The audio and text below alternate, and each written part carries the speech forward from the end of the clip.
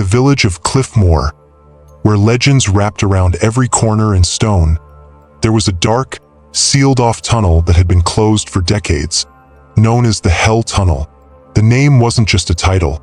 It was a symbol of fear and terror that had settled into the memory of the village. The tunnel, originally built to transport coal and stone, became a mass grave when it collapsed suddenly, swallowing dozens of workers into endless darkness. Their bodies were never found, and tales of their restless spirits wandering inside the tunnel, seeking justice or perhaps revenge, grew with every passing generation.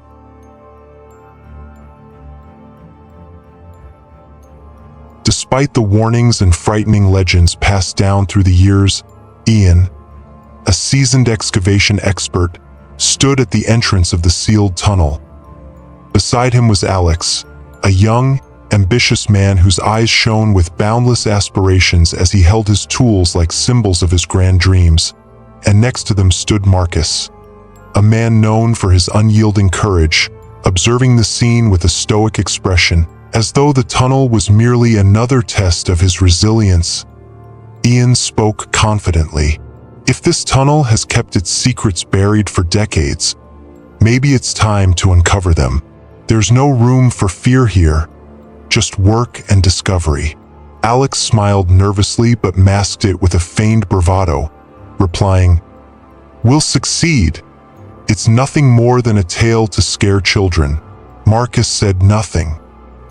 He simply held his lantern and gestured toward the dark entrance, as if to say, "Let's see what's waiting for us."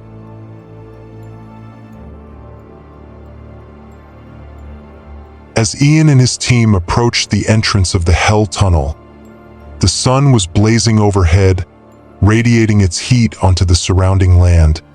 But strangely, the air near the tunnel felt unnaturally cold, a chill that pierced to the bone.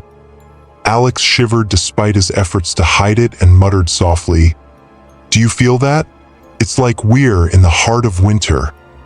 With heavy steps and hearts beating between bravery and dread, the team entered the tunnel. The natural light faded away bit by bit, replaced by a suffocating darkness, as though the tunnel had opened its mouth to swallow them whole. None of them knew that what awaited them in the depths of this passage wasn't just remnants of the past, but living nightmares that would mirror their deepest fears, lying in wait for the perfect moment to reveal themselves.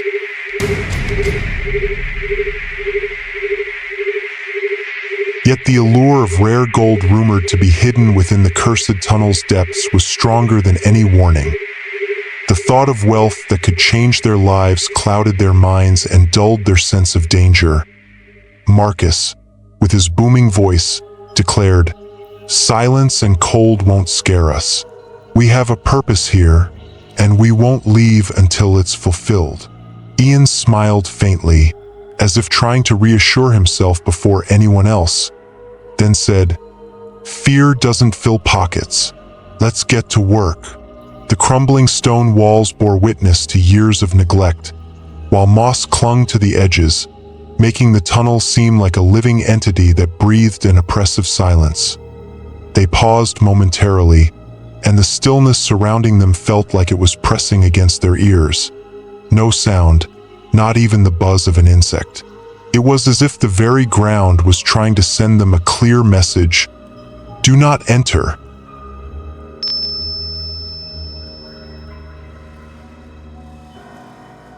As they set their equipment on the damp ground, a faint sound broke the silence. It was like a soft wail, distant but unmistakable, echoing from deep within the tunnel.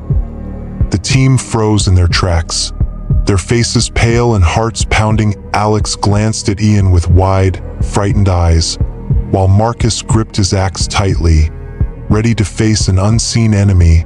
But Ian, with his long experience and feigned composure, said in a low, firm voice, "There's no need to worry. It's just the wind echoing against the walls. Let's focus on what we're here for."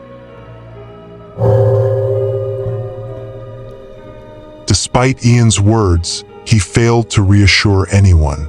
Nevertheless, they began operating the machines and started digging. But something strange began to happen. The surrounding walls trembled slightly, as if the tunnel itself was pulsating with life.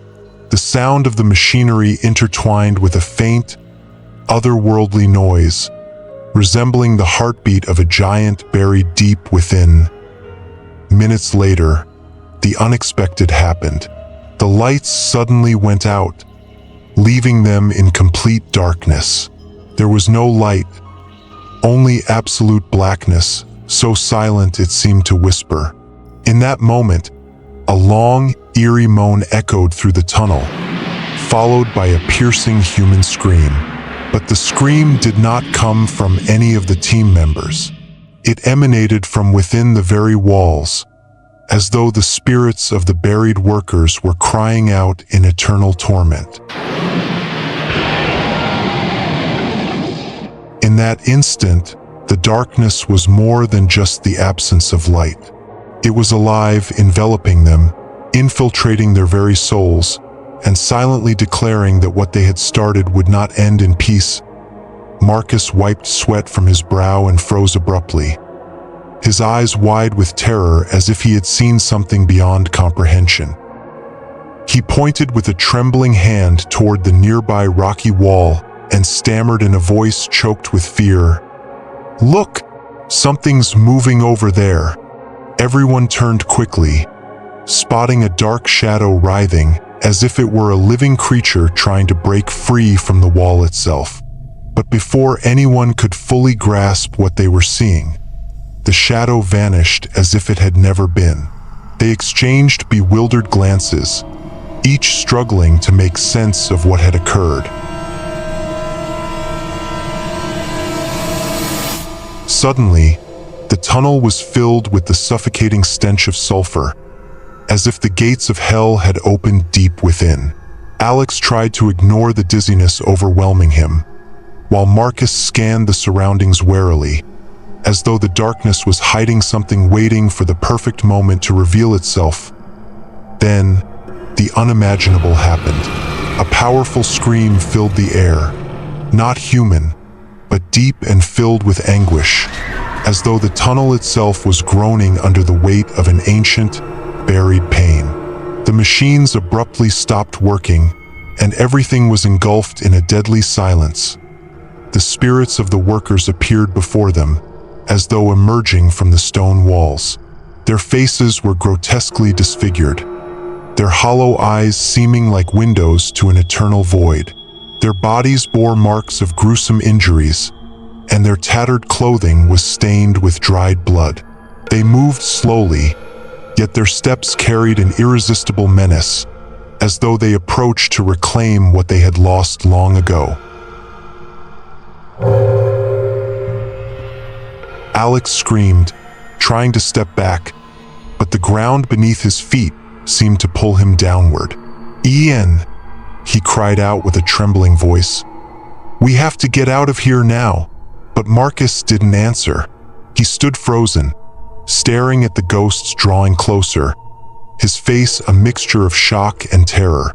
As for Marcus, he tried to raise his axe to defend himself, but he quickly realized that an axe would be useless against ghosts carrying the wrath of the dead. A tall shadow appeared before them, exceeding the bounds of nature. Its face was unnaturally pale, and its eyes burned with a blood-red glow, shining in the darkness like embers from hell. It whispered in a hoarse voice, as if it carried thousands of years of pain and anger.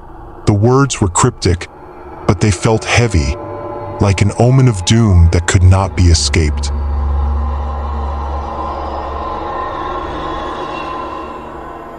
"Why did you come to our graves?" Their hearts trembled with terror as they stumbled backward. Before they could comprehend what was happening, dozens of ghosts emerged from the stone walls, as if slipping out of the tunnel itself. These spirits bore broken bodies, disfigured faces, and empty eyes radiating the anger of the dead point. One of the workers screamed in panic, "They're surrounding us!" They tried to flee toward the entrance they came from, but the passages seemed to shrink and reshape themselves. The tunnel was toying with them, pushing them toward madness. No matter how far they ran, they found themselves back in the same place, trapped in an endless maze. The floor beneath their feet became unnaturally sticky, exuding a sharp smell of blood as if the tunnel were bleeding from its depths.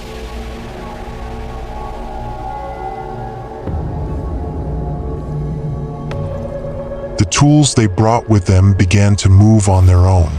The hammers fell with a thunderous noise to the ground, while the nails and iron rods trembled as if they were on the verge of exploding. Every strike seemed like an announcement of an imminent death. Alex's voice rose amidst the surrounding chaos. "We need to get out now." But the entrance they came through had disappeared, and the tunnel had become a living entity trapping them inside its belly. The ghosts transformed into living nightmares, whispering ominous voices, words so heavy they seemed to press on their very souls. "Why did you execute us? This is the place of our death, and it will be the place of yours too." Ian, for the first time in his life, stood frozen with fear. He shouted, his voice trembling, "This place is cursed. We have to stop digging. It's killing us slowly." But it was too late. The tunnel had tightened its grip on them, and the enraged spirits began to draw closer, whispering promises of eternal torment. At the moment Ian tried to stop, he realized that the tunnel wasn't just an abandoned place. It was a living grave consuming all who dared to enter its darkness. Rocks began to fall from above as if the tunnel had decided to end it all. The passages narrowed unnaturally fast, and the walls moved like a living being, closing off any escape. The ghosts surrounded them from every direction, with their torn bodies and distorted faces. They came closer, their voices piercing the silence with heavy words. "You've opened our graves."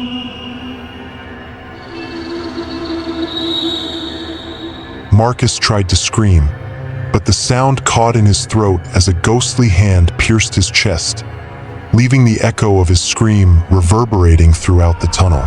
Alex attempted to run, but the sticky floor clung to his feet, and ghostly hands emerged from nowhere, pulling him toward the shifting walls.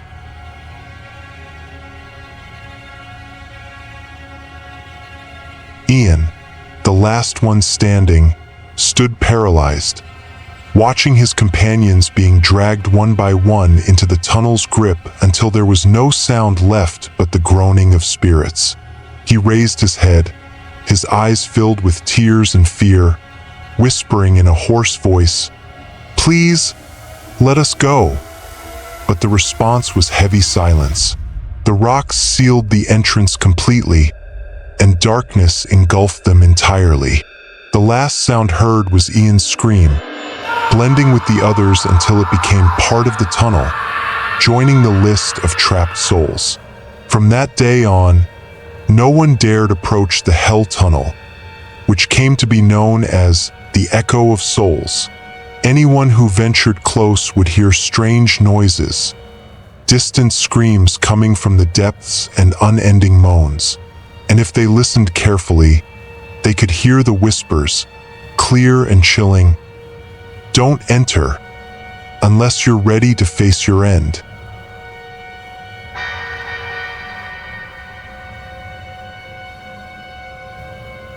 And so, the tunnel remained a testament to the story of a team of diggers who chose to confront greed, only to pay the price with their lives, their end forever etched in the cries of eternity.